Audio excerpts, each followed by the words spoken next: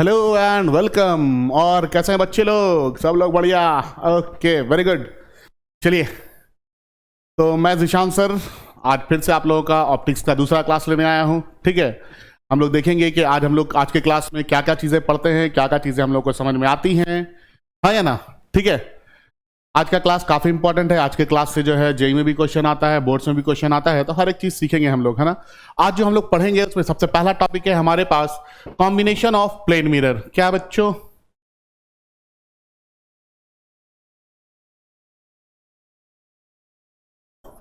आज का टॉपिक है हमारा कॉम्बिनेशन ऑफ प्लेन मिरर।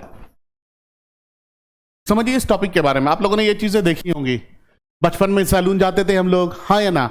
अब सैलून में गए, जाकर के बैठे, वहां पे चेयर पे बैठ के देख रहे हैं ना, तो उसके पीछे भी शीशा लगा रहता था, तो हम लोग को बहुत सारा इमेज नजर आता था और हम लोग वहां पे इमेज को अपना काउंट करते थे, 1 2 3 4 5 6। कुछ देर के बाद समझ ही में नहीं आता था कि कितना इमेज वहां पे बन रहा है। ठीक है, तो आज के बाद हम लोग क्या करेंगे ना कि उस इमेज को निकालने का, कि हमारा कितना इमेज बन रहा होगा, उसको निकालने का एक बहुत आसान सा सरल तरीका हम लोग पता करेंगे और कभी भी कहीं भी हम लोग बता देंगे कि हमारा टोटल इमेज कितना बन रहा है। ठीक है, चलिए, तो इसी चीज को हम लोग देखेंगे, कॉम्बिनेशन ऑफ प्लेन मिरर। मान लेते हैं बच्चों कि हमारे पास 2 प्लेन मिरर है। ठीक है, एक प्लेन मिरर है ये और एक प्लेन मिरर है ये। ठीक है, और इन 2 प्लेन मिरर के बीच में कुछ एंगल है। इस एंगल को हमने बोल दिया कि ये एंगल कितना है, थीटा है।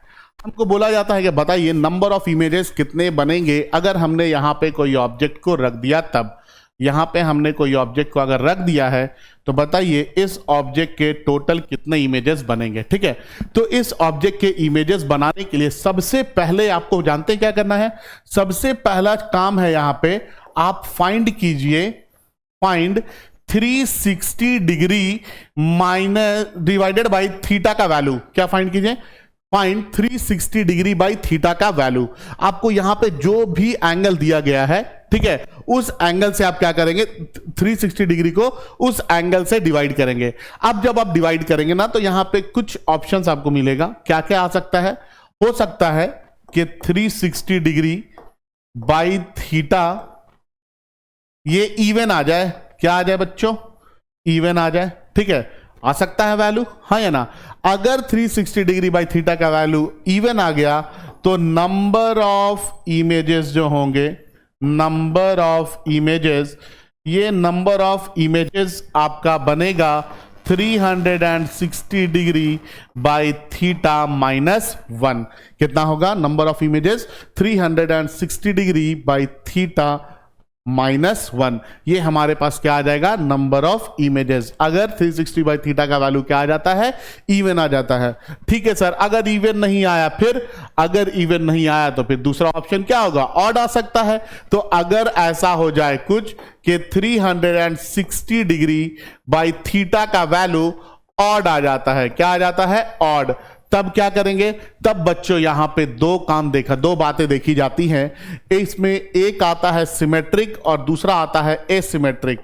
पहला क्या आता है, इसमें हम लोग सिमेट्री चेक करेंगे, सिमेट्रिक, और दूसरा एसिमेट्रिक, एसिमेट्रिक। ठीक है, अगर मान लीजिए 360 बाई थीटा ऑड आ जाता है, ठीक है, और सिमेट्रिक हो जाए, तो सर इस सिमेट्रिक का मतलब क्या है? मतलब देखिए, यहां पे सबसे पहले आप बनाइए एक एंगल बाइसेक्टर। क्या बनाइए? Angle bisector. अगर आपका ऑब्जेक्ट एंगल बाइसेक्टर के ऊपर लाई कर रहा है, मतलब ये सिमेट्रिक है, और अगर सिमेट्रिक होगा तो नंबर ऑफ इमेजेस जो होंगे, नंबर ऑफ इमेजेस ये बिल्कुल इवन वाला आ जाएगा। कितना?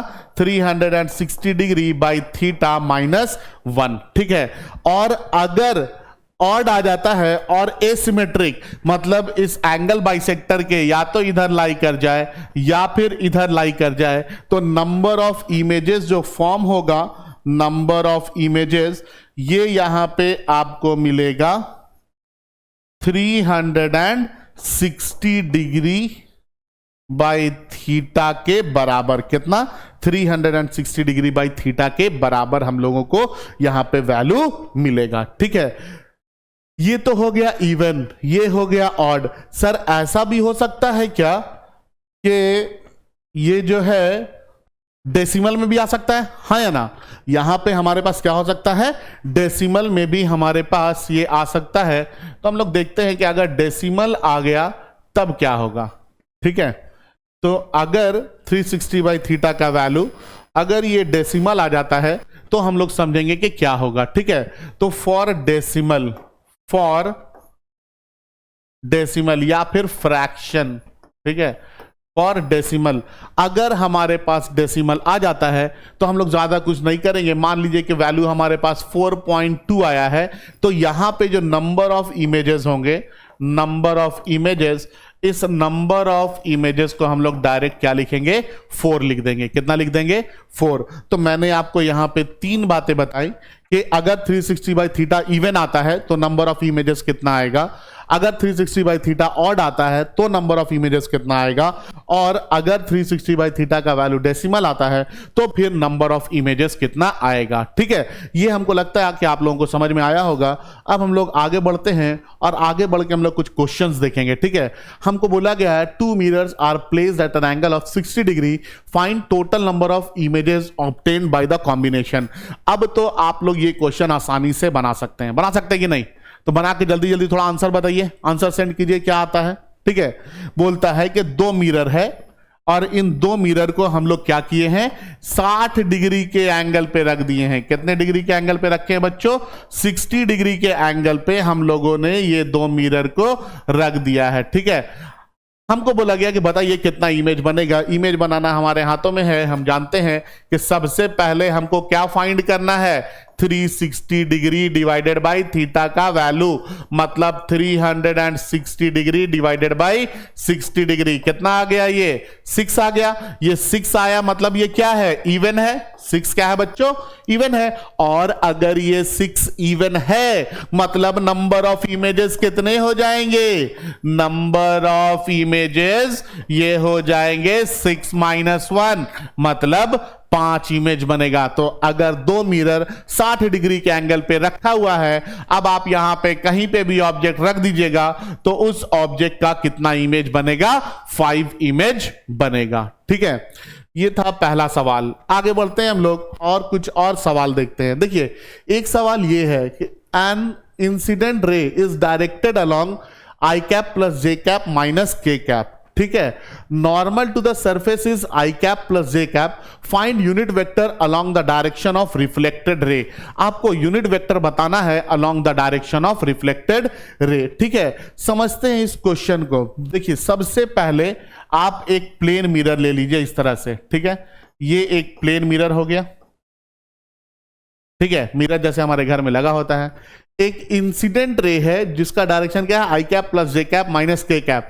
तो एक इंसिडेंट रे को यहां से यहां लेकर के आइए और इस इंसिडेंट रे का डायरेक्शन क्या है, आई cap plus j cap minus k cap. Okay, हो गया ये भी काम।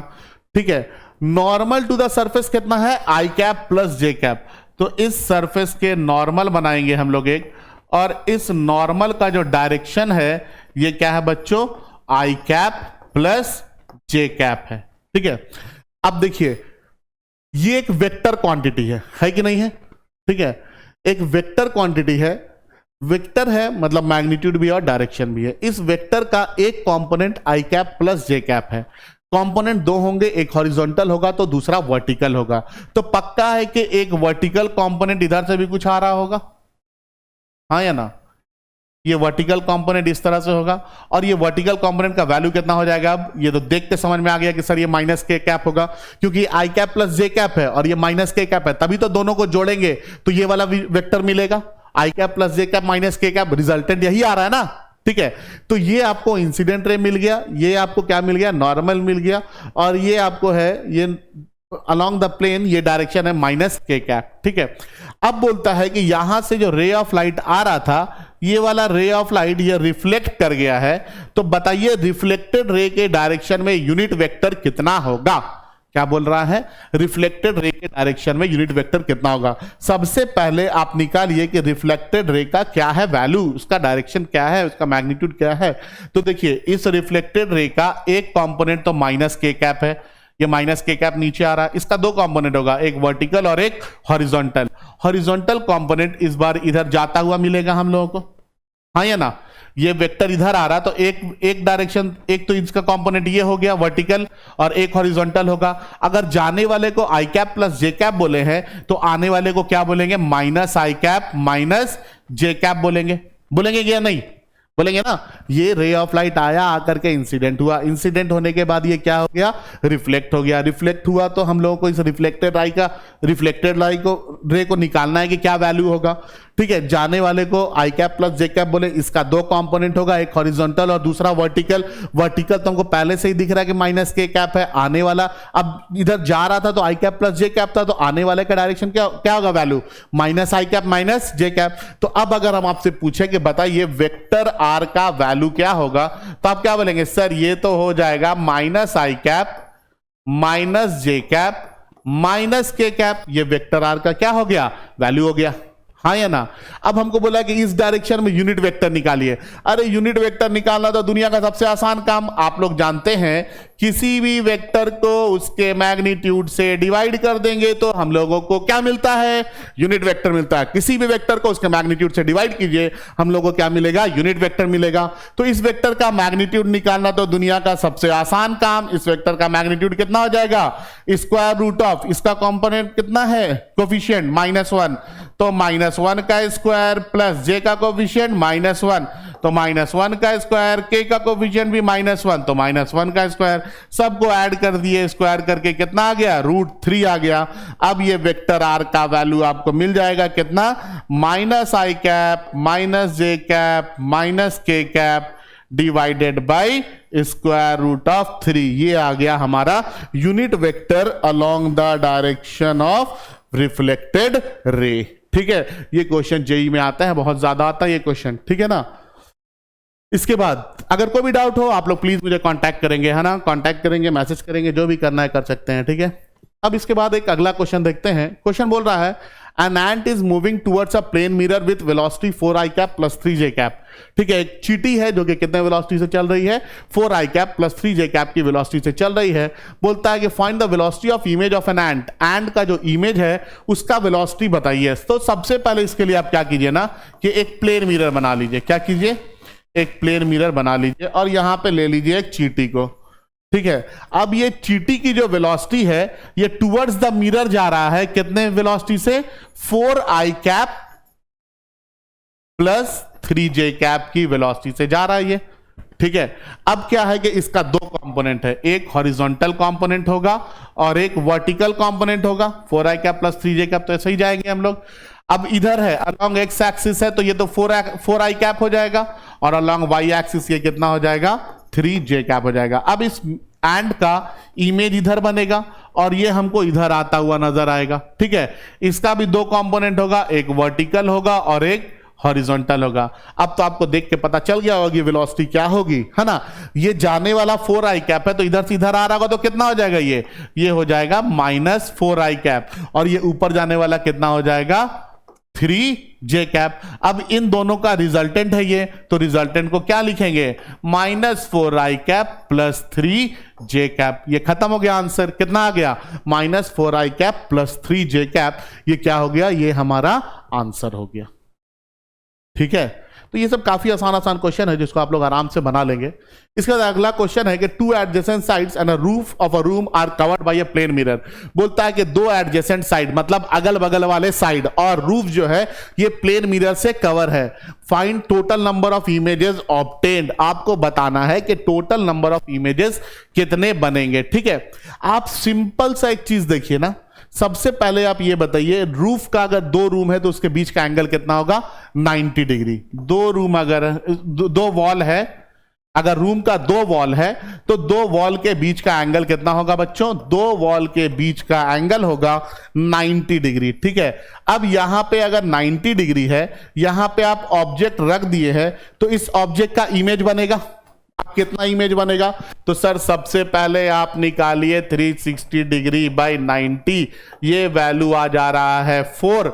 अब जब 4 आया तो इवन है, तो नंबर ऑफ इमेजेस कितने हो जाएंगे? नंबर ऑफ इमेजेस हो जाएंगे 4 - 1, बोले तो कितना? 3। तो सिर्फ अगर 2 वॉल को लेंगे तो कितना इमेज बन रहा है? 3 बन रहा है, ठीक है।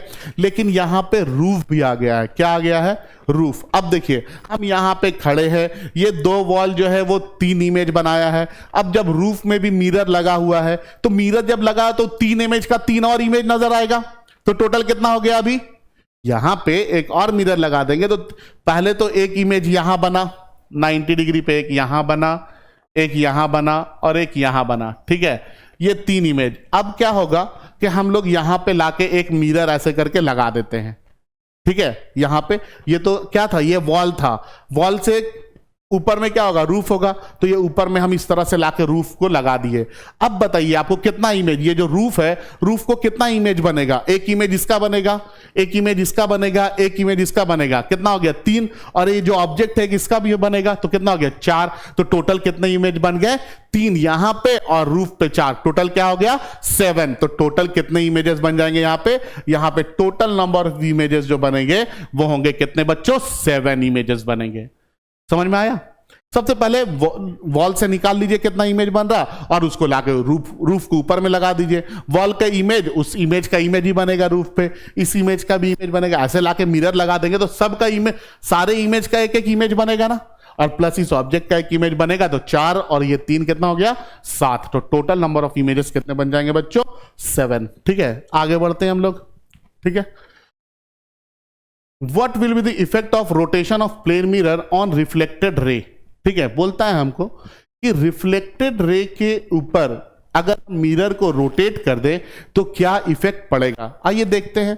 मान लेते हैं कि ये है हमारे पास एक प्लेन मिरर। क्या है ये बच्चों? प्लेन मिरर, ठीक है।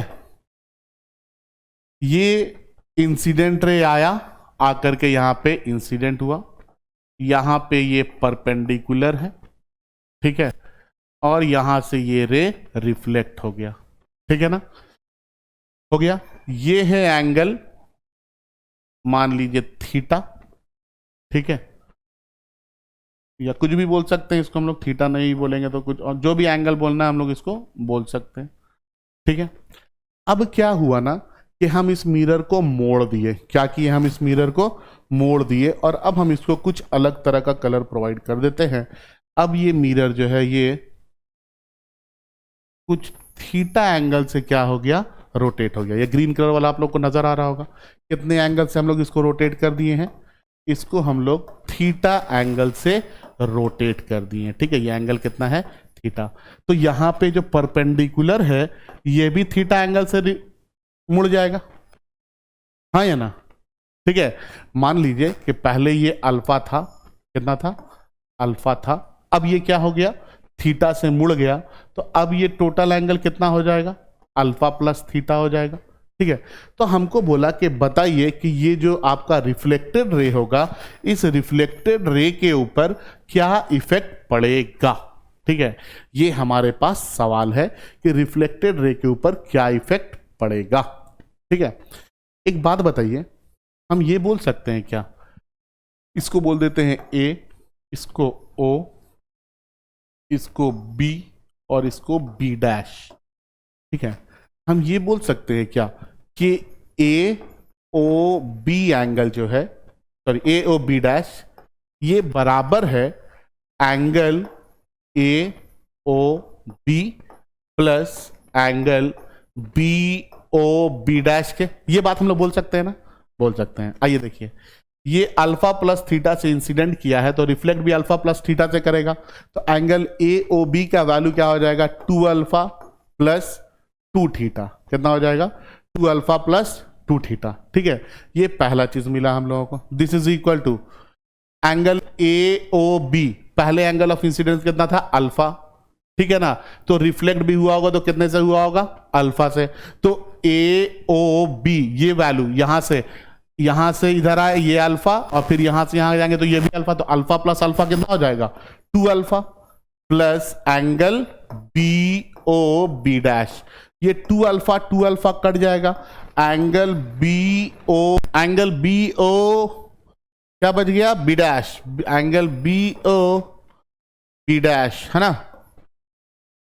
ये कितना आ गया, 2 थीटा के बराबर आ गया। कितना आ गया बच्चों, 2 थीटा के बराबर। तो हमने देखा कि जब हम मिरर को थीटा एंगल से रोटेट कर रहे हैं, है ना, जब हम लोग मिरर को थीटा एंगल से रोटेट कर रहे हैं तो रिफ्लेक्टेड लाइट जो है उस केस में 2 थीटा एंगल से क्या हो रहा है, डेविएट हो जा रहा है, हाँ या ना। हमसे सवाल पूछा गया था कि अगर हम लोग मिरर को रोटेट करते हैं थीटा एंगल से तो बताइए कि रिफ्लेक्टेड रे पे क्या इफेक्ट पड़ेगा। तो हमने देखा कि जब हम मिरर को थीटा एंगल से रोटेट करेंगे तो हमेशा रिफ्लेक्टेड रे जो होगा ये कितने से, 2 थीटा एंगल से डेविएट कर जाएगा, ठीक है, मुड़ जाएगा। ओके, अब हम लोग आगे बढ़ते हैं, ठीक है, और अब हम लोग कर्व मिरर के बारे में कुछ पढ़ेंगे, ठीक है। आइए देखते हैं हम लोग यहां पे। अब देखिए ये हम लोगों ने एक सर्कल लिया है, ठीक है, क्या लिया है, सर्कल, और हम लोगों को पता है कि सर्कल है तो हर एक सर्कल का एक सेंटर भी होता है। तो हम लोग यहां पे मान लेते हैं कि इसका सेंटर है, क्या है यहां पे, इसका सेंटर है, ठीक है। अब समझेंगे इधर चीजों को, है ना। देखिए ये जो मिरर है हम उसको इस साइड से क्या कर रहे हैं, पॉलिश कर दे रहे हैं, ठीक है ना।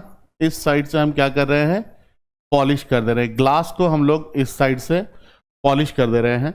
जब आप इस साइड से इसको पॉलिश करेंगे तो ये जो अंदर वाला साइड है ये कहलाता है रिफ्लेक्टिंग सरफेस। क्या कहलाता है ये, रिफ्लेक्टिंग सरफेस। जस्ट उसी तरह से इसी स्फीयर का, ये स्फीयर लिए हैं हम लोग, और इस स्फीयर का ये साइड को हम लोग इस तरह से क्या कर रहे हैं, पॉलिश कर दे रहे हैं। जब तक पॉलिश नहीं होगा बच्चों तब तक मिरर नहीं बनेगा, ठीक है। अब देखिए यहां पे ये वाला रिफ्लेक्टिंग सरफेस है, स्फीयर लिए हैं, ग्लास का बना हुआ स्फीयर है, और यहां पे हमने पॉलिश कर दिया, इधर में अंदर में पॉलिश कर दिया, ठीक है। ये क्या है, ये सेंटर है, क्या बोलते हैं इसको हम लोग, सेंटर, ठीक है।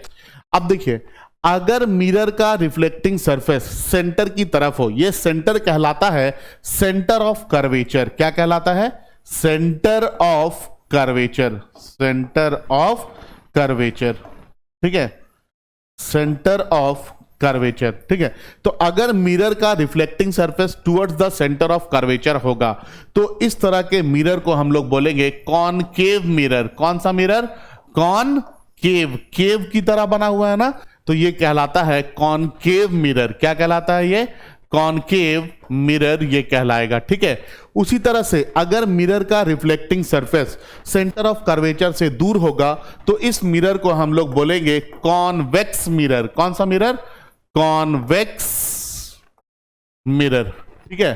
तो ये हो जाएगा कॉन्वेक्स मिरर। अब देखिए वो पॉइंट जो कि मिरर को 2 इक्वल पार्ट में डिवाइड करता है, ठीक है ना, वो पॉइंट जो कि मिरर को क्या करता है, 2 इक्वल पार्ट में डिवाइड करता है, उस पॉइंट को हम बोलते हैं पोल। क्या बोलते हैं बच्चों, पोल। तो वो पॉइंट जो कि मिरर को 2 इक्वल पार्ट में डिवाइड करेगा उस पॉइंट को हम लोग बोलेंगे क्या, पोल बोलेंगे, ठीक है। तो पोल जो है ये मिरर को 2 इक्वल पार्ट में क्या करता है, डिवाइड कर देता है, ठीक है। सेंटर ऑफ कर्वेचर और पोल को ज्वाइन करने वाला लाइन, सेंटर ऑफ कर्वेचर और पोल को ज्वाइन करने वाला लाइन, ये लाइन कहलाता है क्या, प्रिंसिपल एक्सिस। क्या कहलाता है ये, इस लाइन को हम बोलते हैं प्रिंसिपल एक्सिस, ठीक है, principal axis. Centre of curvature और पोल को ज्वाइन करने वाले लाइन को हम बोलते हैं प्रिंसिपल एक्सिस। पोल और सेंटर ऑफ कर्वेचर के बीच की दूरी को हम बोलते हैं रेडियस ऑफ कर्वेचर। क्या बोलते हैं, radius of curvature, radius of curvature, ठीक है, ये कहलाता है रेडियस ऑफ कर्वेचर, ठीक है। तो पोल और सेंटर ऑफ कर्वेचर के बीच की जो दूरी होती है ये कहलाता है क्या, रेडियस ऑफ कर्वेचर कहलाता है, ठीक है। इसके बाद हम लोग और थोड़ा सा आगे बढ़ेंगे। अगर आप कोई पैरेलल रेज लेकर के आ रहे हैं, ठीक है, कैसे रेज को ला रहे हैं हम लोग, पैरेलल रेज को हम लोग लेकर के आ रहे हैं। मान लेते हैं कि ये हमारा पैरेलल रेज है, ठीक है ना, क्या है, पैरेलल रेज।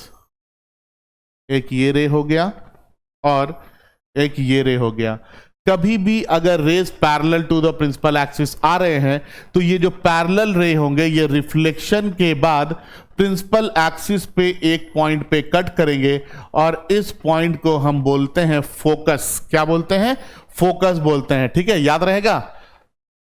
जब भी ray of light parallel to principal axis होगा तो ये जो रे है ये रिफ्लेक्शन के बाद प्रिंसिपल एक्सिस को एक पॉइंट पे कट करता हुआ नजर आएगा और इस पॉइंट को हम लोग क्या बोलेंगे बच्चों? इस पॉइंट को हम लोग बोलेंगे फोकस। ठीक है, ये पॉइंट क्या है? ये पॉइंट कहलाता है फोकस। और पोल और फोकस के बीच की जो दूरी होती है इस चीज को हम बोलते हैं फोकल लेंथ। क्या बोलते हैं? फोकल लेंथ बोलते हैं। ठीक है, तो याद रहेगा। अब देखिए, ये है कॉनकेव मिरर, ये है कॉन्वेक्स मिरर। सेंटर को सेंटर ऑफ कर्वेचर बोलते हैं। पोल जो वो पॉइंट है जो मिरर को दो इक्वल पार्ट में डिवाइड करता है। सेंटर ऑफ कर्वेचर और पोल की दूरी को रेडियस ऑफ कर्वेचर बोलते हैं।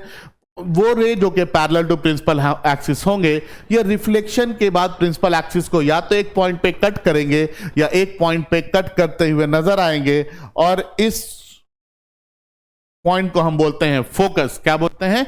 फोकस। आप देखेंगे तो यहां पे रे ऑफ लाइट रिफ्लेक्शन के बाद सही में आके कट कर रहा है तो यहां जो इमेज अभी बना है ये इमेज है रियल इमेज। क्या है बच्चों? Real image. और यहां पे रे ऑफ लाइट कट करता हुआ नजर आ रहा है तो यहां पे जो इमेज बना है इस इमेज को हम बोलते हैं वर्चुअल इमेज। क्या बोलते हैं? Virtual image. ठीक है, याद रहेगा ये सब चीज। तो आप अगर देखेंगे तो यहां पे मैंने ये सारी चीजें बता दी हैं कि सेंटर ऑफ कर्वेचर क्या है। तो सेंटर ऑफ कर्वेचर क्या है? कोई भी मिरर किसी स्फीयर का एक छोटा सा पार्ट है, उस स्फीयर के सेंटर को ही हम लोग क्या बोलते हैं? सेंटर ऑफ कर्वेचर बोलते हैं। ठीक है, प्लेन मिरर के लिए सेंटर ऑफ कर्वेचर कहां लाई करेगा? तो इंफिनिटी पे लाई करेगा। उसी तरह से पोल क्या है? वो पॉइंट है जो मिरर को दो इक्वल पार्ट में डिवाइड करता है। रेडियस ऑफ कर्वेचर क्या है? पोल और सेंटर ऑफ कर्वेचर के बीच की दूरी को रेडियस ऑफ कर्वेचर बोलते हैं। ठीक है, प्लेन मिरर के लिए रेडियस ऑफ कर्वेचर क्या होगा? ये इनफाइनाइट हो जाएगा, हाँ या ना? प्लेन मिरर के लिए रेडियस ऑफ कर्वेचर इनफाइनाइट होगा। फोकस क्या होगा? वो सारे लाइन जो कि पैरेलल टू प्रिंसिपल एक्सिस होंगे वो रिफ्लेक्शन के बाद या तो प्रिंसिपल एक्सिस को एक पॉइंट पे कट करेंगे या फिर कट करते हुए नजर आएंगे और उसी पॉइंट को हम लोग क्या बोलेंगे? फोकस बोलेंगे। पोल और फोकस के बीच की दूरी को हम लोग क्या बोलेंगे? फोकल लेंथ बोलेंगे। तो ये सारी चीजों को आप लोगों को क्या करना है? नोट कर लेना है। ठीक है ना? अब हम लोग अपने टॉपिक को आगे बढ़ाते हैं और यहां पे देखते हैं difference between real image and virtual image. Real image और वर्चुअल इमेज के बीच की क्या डिफरेंस है, इस डिफरेंस को हम लोग देखेंगे अभी, है ना? तो रियल इमेज कैसे बना? Due to real cut off ray, वहां पे रे ऑफ लाइट सही में कट किए। वर्चुअल कैसे बना? Due to virtual cut off ray, वहां पे रे ऑफ लाइट कट करते हुए नजर आए। Real image is always obtain before the mirror. ठीक है, रियल इमेज हमेशा मिरर के पहले बनेगा और वर्चुअल इमेज हमेशा क्या होगा? मिरर के पीछे बनेगा, behind the mirror. Real image is inverted and virtual is erect. Real image जो है वो हमेशा इन्वर्टेड होगा और वर्चुअल इमेज क्या होगा? ये इरेक्ट होगा। रियल इमेज को हम लोग स्क्रीन पे भी उतार सकते हैं बट वर्चुअल इमेज को हम लोग स्क्रीन पे नहीं उतार सकते हैं। ये एग्जाम में, स्कूलों के एग्जाम में ये डिफरेंस पूछ दिया जाता है कि बताइए रियल और वर्चुअल इमेज में क्या डिफरेंस है। ठीक है, इसके बाद ये topic show that R is equal to 2 into focal length. Radius of curvature जो है ये 2 इंटू फोकल लेंथ के बराबर होता है। ये चीज आपको शो करना है और ये टॉपिक जो है ये काफी इंपॉर्टेंट है। ठीक है ना? ये टॉपिक काफी इंपॉर्टेंट है। स्कूल में एग्जाम होगा तो एग्जाम में ये क्वेश्चन आप लोगों को दिए जाएंगे कि show that radius of curvature ये ट्वाइस होता है किसके? फोकल लेंथ के। ये देखते हैं, ये बहुत छोटा सा और बहुत आसान डेरिवेशन है, हम लोग एक बार सीख लेते हैं इसको। ये मान लेते हैं कि हमारे पास एक कॉनकेव मिरर है। कौन सा मिरर है? Concave mirror. ठीक है, और ये है प्रिंसिपल एक्सिस। क्या है ये?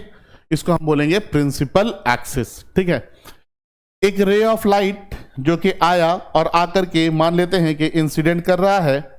एक रे ऑफ लाइट आया और आकर के ये इंसिडेंट किया। जब ये रे ऑफ लाइट आकर के इंसिडेंट करेगा तो ये रिफ्लेक्ट भी करेगा, है ना? अब समझते हैं ये जो पॉइंट है ये इसका सेंटर है, ये जो पॉइंट दिख रहा है हम लोगों को ये क्या है, ये सेंटर है, मतलब सेंटर ऑफ कर्वेचर है। और हमेशा एक बात याद रखिएगा कि अगर सेंटर ऑफ कर्वेचर है, ठीक है ना, तो सेंटर ऑफ कर्वेचर से या सेंटर से कोई भी लाइन अगर हम सरकमफ्रेंस पे ड्रॉ करते हैं तो ये हमेशा नॉर्मल होता है। आप लोगों ने पढ़ा होगा, मान लीजिए कि ये एक सर्कल है और सर्कल के सेंटर से कोई भी लाइन ड्रॉ कीजिएगा तो ये नॉर्मल कहलाता है, और इसको और ये वाला क्या कहलाता है, ये टैंजेंट कहलाता है। ठीक है, याद रहेगा। तो याद रखना है इस बात को कि सेंटर से कोई भी लाइन जो होगा वो क्या कहलाएगा, सेंटर से कोई भी लाइन अगर हम लोग सरकमफ्रेंस पे ड्रॉ कर रहे हैं तो ये हमेशा नॉर्मल होगा। तो अब देखिए ये इंसिडेंट रे, ये नॉर्मल और इंसिडेंट रे के बीच के एंगल को हम बोलते हैं एंगल ऑफ इंसिडेंस। क्या बोलते हैं बच्चों, एंगल ऑफ इंसिडेंस। अब आगे की चीजों को समझते हैं, है ना। अब यहां पे जो रे है, ये वाला रे, ये यहां से रिफ्लेक्ट होगा और हमको पता है law of reflection, angle of incidence का टू एंगल ऑफ रिफ्लेक्शन होता है, हाँ या ना। तो ये जो रे ऑफ लाइट होंगे ये यहां से रिफ्लेक्ट करेंगे। और मैंने आपको एक और बात बताया है कि कभी भी जो रे ऑफ लाइट होंगे, है ना, वो पैरेलल टू प्रिंसिपल एक्सिस अगर वो जाएंगे तो वो हमेशा रिफ्लेक्शन के बाद कहां से पास करेंगे, हमेशा रिफ्लेक्शन के बाद ये फोकस से पास करेंगे। कहां से पास करेंगे, फोकस से। तो ये क्या हो जाएगा, ये हो जाएगा एंगल आर। रिफ्लेक्टेड रे और नॉर्मल के बीच के एंगल को हम लोग क्या बोलेंगे, एंगल आर। ये आई है तो ऑल्टरनेट एंगल से ये भी क्या हो जाएगा, आई हो जाएगा, हाँ या ना। ठीक है, इस पॉइंट को हम बोल देते हैं कुछ क्यू। क्या बोल देते हैं, क्यू। तो हम यहां पे बोल सकते हैं कि here i is equal to R, therefore triangle कैसा होगा बाबू, ट्रायंगल इज आइसोसेलेस। ट्रायंगल हम लोगों को कैसा मिलेगा, आइसोसेलेस ट्रायंगल हो जाएगा, हाँ या ना। और अगर आइसोसेलेस ट्रायंगल है तो हम यहां पे क्या बोल सकते हैं कि CF जो है ये किसके बराबर होगा, FQ के बराबर होगा। आइसोसेलेस ट्रायंगल में दो साइड क्या होते हैं, इक्वल होते हैं। अगर ये दोनों एंगल इक्वल है तो पक्का है कि ये दोनों साइड का लेंथ भी क्या होगा, इक्वल होगा। ठीक है। एंड फॉर स्मॉल अपर्चर, छोटे अपर्चर के लिए, फॉर स्मॉल अपर्चर, छोटे अपर्चर के लिए जो है बच्चों, ये FQ का वैल्यू ये ऑलमोस्ट बराबर होता है FP के। FQ का वैल्यू किसके बराबर होता है, FQ का वैल्यू ये ऑलमोस्ट बराबर होता है किसके, FP के। तो यहां पे हम लोग बोल सकते हैं कि हेयर CP जो है ये बराबर है CF प्लस FP के, हाँ या ना। CF प्लस FP के ये बराबर है, CF प्लस FP के बराबर है। ठीक है। और इस CF को हम लोग, ये जो CF है, इस CF को हम लोग FQ लिख सकते हैं ना। CF को हम लोग क्या लिख सकते हैं, FQ लिख सकते हैं। तो यहां पे ये क्या हो जाएगा, FQ प्लस FP के बराबर हो जाएगा। और FQ और FP ये दोनों ऑलमोस्ट इक्वल हैं, तो CP को हम लोग क्या लिख सकते हैं, FP प्लस FP लिख सकते हैं, हाँ या ना। तो ये क्या मिल जाएगा हम लोग को, यहां पे हम लोग को मिल जाएगा CP जो है ये 2 टाइम FP के बराबर हो जाएगा। और FP फोकस और पोल के बीच की दूरी, ये मैंने आपको क्या बताई थी, फोकस और पोल की दूरी ये फोकल लेंथ कहलाता है, और सेंटर ऑफ कर्वेचर और पोल के बीच की दूरी ये रेडियस ऑफ कर्वेचर कहलाता है। तो हम लिख सकते हैं देयरफॉर R जो है ये किसके बराबर है, 2 इंटू फोकल लेंथ के बराबर है। और ये जो है ये हमारे एग्जाम्स में बहुत पूछे जाते हैं, आप लोगों से एग्जाम में पूछा जाएगा, स्कूल में, बोर्ड्स में, किसी भी एग्जाम में ये पूछ दिया जाता है कि डिराइव करके दिखाइए कि रेडियस ऑफ कर्वेचर जो है ये 2 टाइम्स ऑफ फोकल लेंथ होता है। ठीक है। तो बच्चे लोग आज का क्लास हम लोग यहां तक रखते हैं, और हम लोग अब आगे की तरफ जब बढ़ेंगे तो हम लोग आगे की टॉपिक को लेकर के आगे आएंगे। हम लोग पढ़ेंगे कि मिरर फार्मूला क्या होता है, मिरर फार्मूला के ऊपर कुछ न्यूमेरिकल्स देखेंगे। ठीक है, वो सारी बातें पढ़ेंगे, साइन कन्वेंशन क्या है, उन चीजों को हम लोग देखेंगे। ठीक है। तो मैक्सिमम 1 से 2 क्लास में हम लोग इस टॉपिक को कवर कर लेंगे, और फिर इसके बाद हम लोग रिफ्रैक्शन में आएंगे। ठीक है। आप लोग को अगर जो हम बता रहे हैं वो चीजें समझ में आ रही हैं तो हर एक चीज को कॉपी में लिखिए अपने, ठीक है, और इसका नोट्स बनाते जाइए, आपके एग्जाम के लिए ये काफी इंपॉर्टेंट है। और प्लीज मेरे चैनल को सब्सक्राइब करें, शेयर करें, हमारे वीडियोस को लाइक करें और अच्छे अच्छे कमेंट्स भी बताएं ताकि हम मोटिवेटेड रहें और आप लोगों के लिए वीडियो बनाते रहें। ठीक है, ओके बच्चे लोग, thank you and that's all for today.